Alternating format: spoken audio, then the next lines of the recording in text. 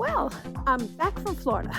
Well, it's amazing what a couple days at 90 degrees will do to a winter garden that now everything pretty much since I came back is now growing or in bloom. All the daffodils popped, lots of the tulips, everything's all the trees are have their leaves coming out. The serviceberry is blooming. So I wanted to do a couple of things. I wanted to give you a little April garden tour, and I wanted to show you the greenhouse. And I also wanted to, I love Monty Don.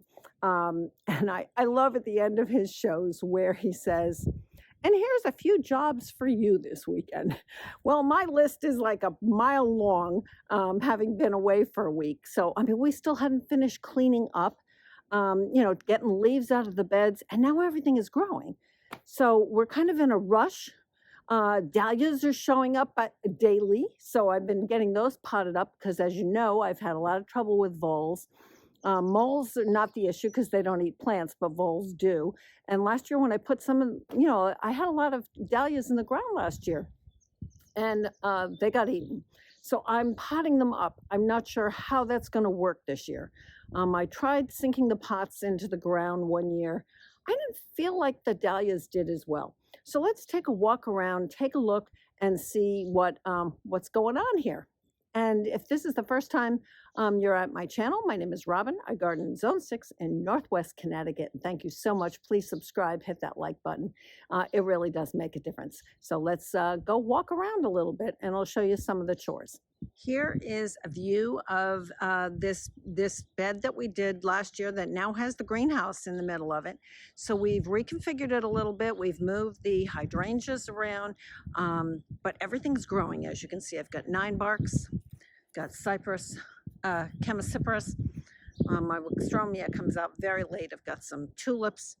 I've got some, I think these are Mount Everest alliums that are getting out. I've got irises I've got to get in the ground today. So we've rearranged some things, moved the plants, obviously, that were in this space to either side. We've got hydrangeas that we moved. So you can see I've got dahlias potted up in here now, and some seeds. I've got some mums that I got. The chemacyparis gold mop. I love the contrast of that. I can see that so pretty from my kitchen window. So let's swing around here. And again, we've got a lot of things to clean up. You can see the Solomon seal is all popping up, and that is spreading. I don't mind that. I'm actually going to be getting rid of this Pachysandra because it's driving me nuts. I've got a bunch of astilbes in here. I just planted a bunch of hellebores in there, and then we've got hostas that are also starting to come up here. There's the serviceberry, all bloomed up. They won't last long. I mean, we had some pouring rain the other night. I'm actually surprised the blossoms survived. This tree is so underrated. It is great in all 4 seasons. It's got a really pretty branching structure, beautiful berries and flowers, and just great all season long. So consider it if you never have. So let's walk around and talk a little bit. So if you remember, I really cut back my hydrangeas, my salix, my red twig dogwoods. I just wanted to end cotinus. I want to tell you that everything is growing. So here we have, ow, just got stuck on a rose thorn. You can see, there we go. So everything is, coming back. You really can't hurt this stuff. Barberry will bloom soon, and then I will probably cut that back a little bit. But everything is coming up. All the daylilies are up. I think some of my roses did not do too well. Here's some spireas. And then we've got our sedum. Those, thank God, I actually did clean up before I left. Then we've got some burnet here. I really like that. I've added more and more burnet and persicaria in the last couple of years and stuff. Okay, not much happening over there. You can see I've got my whole hedge of viburnums there. They're getting ready to spring into bloom, and as soon as they bloom, I'm going to get my drone up. This bed has not been cleaned up. It's got, it had lots of grasses in it, and I just came out one day and just chopped them all down, but I haven't gotten back to cleaning things up. This Acusa dogwood, lots of blooms on that. Let's see, we've got a nice shot across over here to the Allium Globemasters that are all going to start coming up. And a grass I missed, Carly Rose, missed that grass. Again, like I said, if your garden looks like mine, don't be intimidated. Just, take it one step at a time. I still have so much to clean up. Here's a view from the very back edge. So again, there's the Norway spruce, there's the viburnums. Here's some pinky winky hydrangeas, again, that I cut back pretty much. Daylilies and an elderberry that looks like it actually survived. I don't know, it seemed to me like something was destroying it last year, but I'm kind of lucky in that the entire backside of my property, which is conservation area, is actually full of salix, pussy willows, which is really kind of cool. So let's see what's happening over here. We've got lots of Mount Hood daffodils. Sorry, this is gonna, I think, be a little long just because there's a lot to see, and I want to show it to you because I've been gone for a while. So I got some broccoli out. The things I put out before I left, my sweet peas, even though they were growing really well, they look like they have seriously suffered. I don't know. Here we have some of my cool flowers from last fall that are doing really well. Bachelor buttons are doing really well. The larkspur's doing really well. Some blue plum, some feverfew, not much. Got garlic and strawberries back there. We've got some more. Everything is now up. I'm just blown away that in a week of being gone, everything is growing. Nothing was growing when I left. So it's kind of funny to me. So here we have more Mount Hood. I bought a lot of, I think I bought 100 Mount Hoods. And then the spireas, and this is something I always talk about, how, again, a great 4-season plant. The spireas, they look great when they come up in the spring. They have this really pretty coloration, then you get flowers, and then, it looks nice all year long. So let's just take a quick walk around this way. The French pussy willow has finished blooming. If you have macrophylla hydrangeas, do not cut them back. Otherwise, you'll be cutting off your blooms. We have a Runkus, goat's beard. We have a stilbees in here. We have a lot of ladies' mantle, and again, a lot of leaves. The 9-barks back here are a little slower than the other ones. I do have some tulips back here, some epimedium. My dawn redwood is starting to leaf out. This is one of my favorite things I think I've ever bought. We're making new supports for the Queen of the Prairie, and I'll show you that. My husband was making that this weekend. I still have to stain them. Viburnum mariaci. This will, just like that whole back hedge, this will be completely covered with white flowers. Love it, love it. I got my tulips in pots that I overwintered. I still have to put a lot of them out, but a few of them are here. So let's go this way. This is the other new bed that we did last year, one of the other new beds. It looks like things have survived pretty well. I've got a reblooming lilac that I got. I've got some roses. Got the Eustacia vi that you saw me plant bare root last year. I've got some allium gladiators. I planted a lot more alliums this year. These are like the millennium ones that I just divided from what I had in the front because they were so huge. It's amazing to me some of the things that managed to survive even though they were not doing very well last year. So we'll see if we have accomplished a little bit with the vole situation. Here's Allie and Pinball Wizard. Got a plethora starting over there. My hawthorn trees are all budded up, and they'll also have gorgeous white flowers on them this spring. You can see. All right, besides my new greenhouse, I still have a little hoop house, which actually I had to replace because the other one, the zipper broke. Oh, you can't win. And I do use it. Again, it's full of dahlias and stuff. Here is a tulip akibono. Love this. This is so pretty. Again, these pots have not been moved out. Here is Candy Prince, Purple Prince, and Flaming Prince, I think is what it is. Another combination that I absolutely love. And from here, right next to it, you can see Viburnum caryophyllaceae. I wish you could smell what this smells like. It's glorious. Absolutely glorious. Let's see if we can get a little close up here.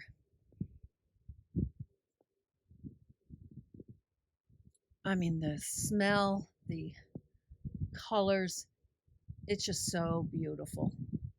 But it only lasts for a little while. And then these blooms will be gone. Unfortunately, I planted this viburnum too close to the 9-barks and too close to the house, but it's too big for me to move it now.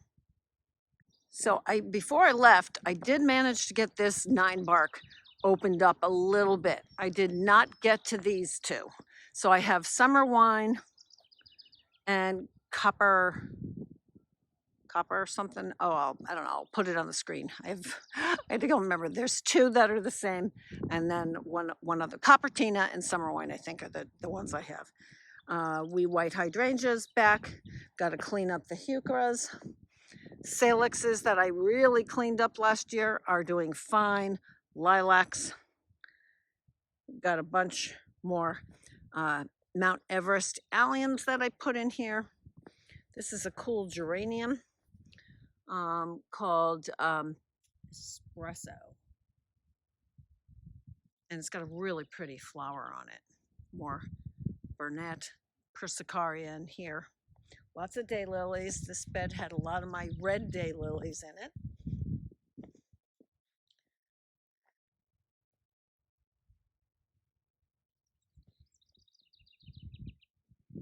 Again, the 9-barks. Okay, so here, Catinus. So here, if you'll remember, or if you watched the video on coppicing, now I didn't completely coppice these. This one I did last year, actually. I took it all the way down. But this one is growing, so I didn't want to do it again this year. But the one next to it, I did cut down, and that is already starting to regrow. So, I mean, it's a good thing for these plants to rejuvenate them a little bit. My Coral Charm peony is really going gangbusters. You know, some of the other ones, they're all up. Then, you know, one of my favorites is Spirea ogon. And it's getting windy. I apologize. I'm hoping that you can still hear me. The wind is picking up. It was sunny. It's not sunny anymore. So this is probably, if I had to pick one shrub, this would be it. Spirea ogon. It's got these beautiful white flowers in the springtime. This gorgeous yellow-green turns a gorgeous color in the fall, and it's definitely my favorite shrub. I also cut back with you guys the quickfire hydrangeas. Those are all blooming. Deutzias will get ready to bloom. This one's pink. I have another one that's white. Got some tulips over here. And then we've got the red twig dogwoods that we didn't, we were actually talking about really coppicing them all the way to the ground. But we didn't. We just cut them back. They grow so fast and they're already regrowing. We're going to be sorry we didn't cut them down farther. I guarantee it. So here we have a Charles Jolly lilac that's got buds on it. This is always the first of mine to get buds on it. The others come later. And then here's La Belle Époque tulips. I love these. I love these. The catmint is all starting to flush out. Whoops, there we go. You can see it. I have it bordering this entire path. The right side doesn't do as well. Some more deutzias. And then I've got the tulip pots here on the front steps. I think I'm going to swap those just so they kind of get a balance of sunlight. So lots of tulips coming up. This is French blend rose. Most of my tulips are from color blends. They're right here in Connecticut. I've been down there. I've done photography down there, and they do a great job. Their stuff is great. Now I have a yellow magnolia, and the reason I did a yellow magnolia is because they usually bloom a little bit later, and this one does too. The early ones, we're just in a temperamental spot, and I don't like to take a chance that it's going to bloom and then you're going to have all those beautiful petals gone. So this is my yellow magnolia and lots of daffodils. I've added a lot of daffodils this year. I had a lot, but I added a lot. Again, trying to just battle the critters. They don't like those things, so it's a good thing to plant things that they actually don't like. I have a gorgeous salix here. This one I did not, I trimmed the height, but I didn't do anything to open it up. Now you did see me do this one over here, so you'll remember I cut this to pieces, and look how much it is blooming. So it's completely, it'll be back to its normal size in no time at all. I got a little damage on these boxwoods. I've got, again, a lot of tulips in this bed with my, I have a crabapple here. I think it's a Sargent. Got a fritillaria here. See if we can grab it in there. There we go. We've got a fritillaria. We've got some muscari. I cut the hyacinths because they looked like they were not going to last too long, and they were already out when I came back from Florida. I also have a ton of muscari that will come up right here, and I have more tulips over here. I did Queen of Night. I have a whole variety. But again, like I said, you can see the salix is completely rebounded. Now we had a little washout from our neighbor's driveway yesterday, so this is a mess. But my ranunculus I planted out before I left, and they were doing fine in the house. They don't seem to be growing as well. I don't know what the problem is. It's kind of weird. So I'll have to decide if I'm going to do them again next year. Something that I think has done really well. I'm loving drops of Jupiter oregano. I have it in the back. I have it in the front. This is one I really like. Here we have another pot of tulips coming out. So let's walk down this side. So we've got the arbor. Have not gotten to those that climbing rose yet. There's just so many things to do. You know what? You got to take it one day at a time, I guess. Bridal veil spirea. Here, a pink spirea and a bridal veil spirea. Calacanthus. Michael Lindsay. Got some monkshood. I've got mock orange getting ready to, that'll bloom in about 2 months, early June. I'm a huge fan of river birches. This is Little King, and we're basically back where we started from. Baptisias. This one is not doing as well. The others seem to do fine. That one doesn't do as well. All the daylilies are up, and like I said, I also have a bunch of irises that I have got to get in the ground. It's a little chillier today than I expected it to be, though. So I got another 9 bark there. Here we have Festivus Gold. I'm really looking forward to this one getting bigger. Again, trying to put that yellow-green pops around. This one is Tiny Wine Gold. And I just feel like the pops of yellow-green, you know, in and among, you know, the blue, the Abies concolor, the blue spruce, you know, the reds of the spireas, all those different colors. And my new greenhouse, yay. So I have the automatic opener. So like I think it's between 55 and 65 degrees. It automatically opens and vents the greenhouse, which is a huge help because you don't want to have to be running out like I have to with my hoop house. Remember, if you followed me a couple weeks ago, I planted 2 bare root roses, more Eustacia Vi, because I really like that, and I wanted the consistency, and they're doing very well. So I'm very pleased that those survived totally while I was away. Japanese maple, it's got some leaves. We've got double play doozy spirea. Again, the spireas in total as a whole genus are my favorite because they provide so much interest all year round.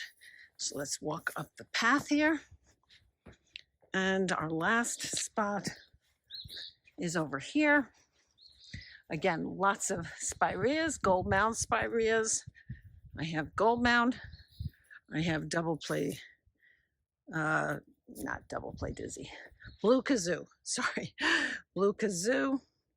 Got a couple of azaleas. And the azaleas are not the healthiest things, but I have a couple of them. Again, this bed has not been cleaned up. The pussy willows, I have 3 of them. I opened those up, red twig dogwood.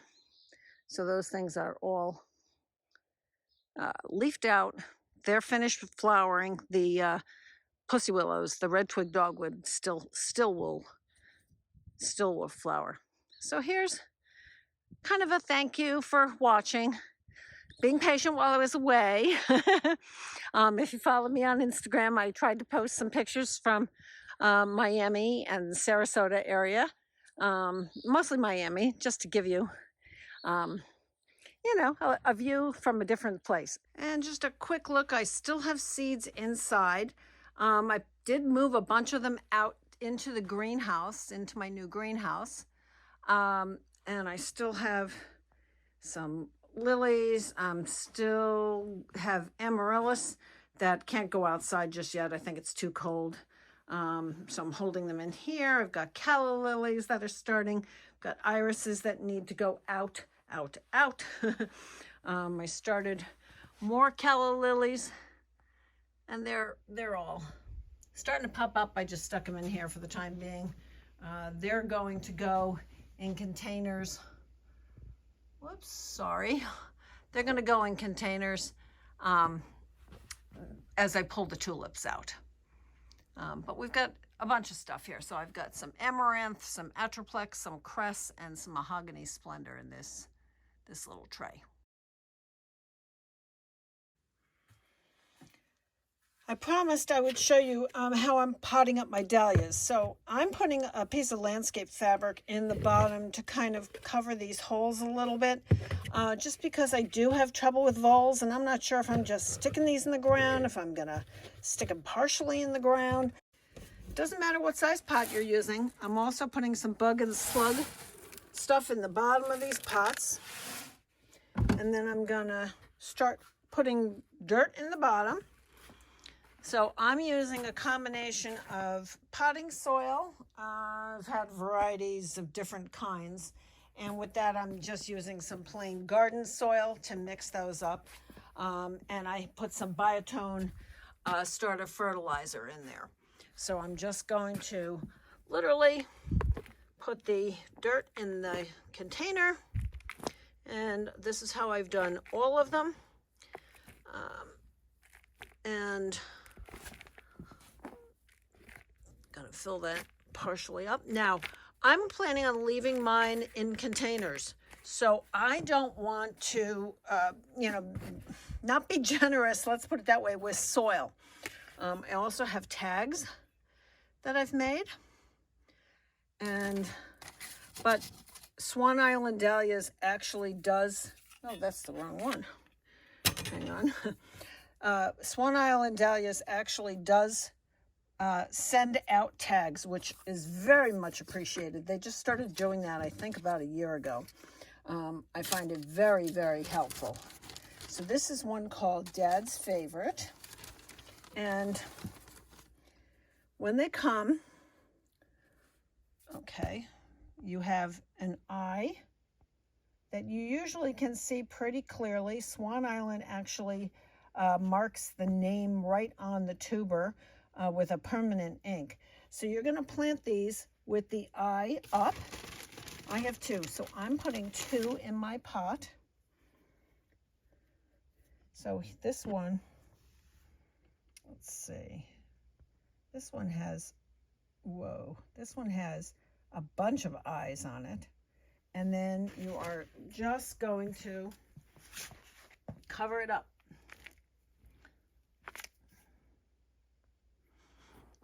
Literally just cover it up. Okay. I give it a little bit of water. After I do this, not a lot, and then you don't water them again until you actually see them growing. Get rid of the peat moss that they're sent in. And I'm going to do the same thing with this one. So, and whether you see, it's hard to do it wrong, really. So this one, something else I want to say, actually, first, let me tell you. So whether, this one is called My Hero, no matter what the shape of the tuber is, it doesn't matter. They're still going to grow into really healthy dahlias. So you can see this one is kind of long and skinny, but you can see the growth point right there. Let's see if I can get it even clearer. Right there. So that's going to go up in the pot. Always put your tags in, because believe me, you won't remember. And then I'm bringing it over. Like I said, I've done a combination of soils here, and I'm just going to cover this up. Now, the other thing I was saying is because these are going to stay in pots this year, I'm probably putting more soil in them than maybe you would if you're just trying to start them.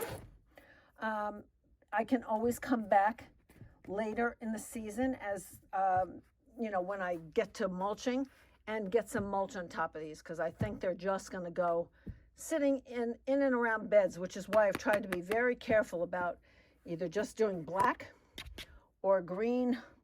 And some of them are going to, here's more that I still have to, here's more I still have to pot up besides what you saw in the greenhouse. And then some of them I'm going to put in decorative pots after they start growing. But right now, you know, so I don't have to move them around, they're just where they are. They're in those black pots. I hope that's helpful. If you have questions about that, let me know. Here's an example. I'm putting 2 of these dahlia tubers in one pot. I've found that works out okay. This is a nice sized pot. Those are smaller pots. This is a bigger pot. But you can see, you know, dahlias come in all shapes and sizes. You know, look at that. Look how different that one is from that one. And here you can clearly see a growth point. So plant that facing up and you're good to go. Sorry about balancing this camera. Finally, I'm done. I'm pretty sure that now I've got all my dahlias potted up. I'm going to give some away to friends also. Hopefully we're done for this season. I got to check my notes, but I'm pretty sure that everything is now come. So but these are going to go out in the greenhouse and the hoop house with the other ones that I showed you. And yay, we're done for now. Tell me, do you pot up your dahlias or do you put them in the ground? I hope you're lucky enough to put them in the ground. I did see, and I'm a little encouraged, and I'm debating about whether to try it. I have 2 that I forgot to dig up last year, and I haven't even had a chance to check to see if they're alive. I saw Laura from Garden Answer. She's also in Zone 6, newly in Zone 6, just like we are. And she overwintered her dahlias with a lot of mulch on top of them. I'm really curious to see if the two that I have made it. So I'll let you know in a future video. Because this is ridiculous having to do this. But, you know, voles are voles. You know, the rabbits also eat them when they're really young. This gives them a chance to get going a little bit. So they're a little sturdier to withstand attack. So my chore today is my husband built me some plant towers, and I want to get them stained, and I'll put in a quick video to show you like how he did them. So I have 3 of them. They're laying here in the basement because it's too cold to paint them outside. So that's my chore today, and then I've got to get to cleaning up the beds, getting the irises planted, lots of different things to do. Got to play catch up when you go away on vacation.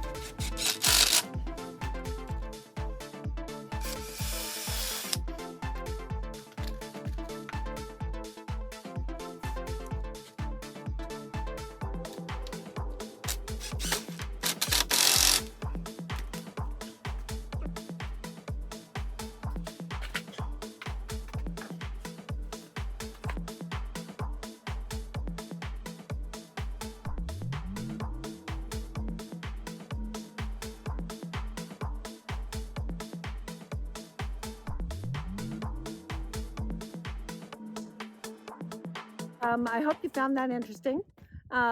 Please subscribe. Have a great day. Hit that like button. It really does make a difference. I also have listed down below some of my favorite things that I use all the time. They're in my Amazon store, and we do earn a small percentage from that. So if it's something you're looking for, you might check it out. and I'll see you in the next video.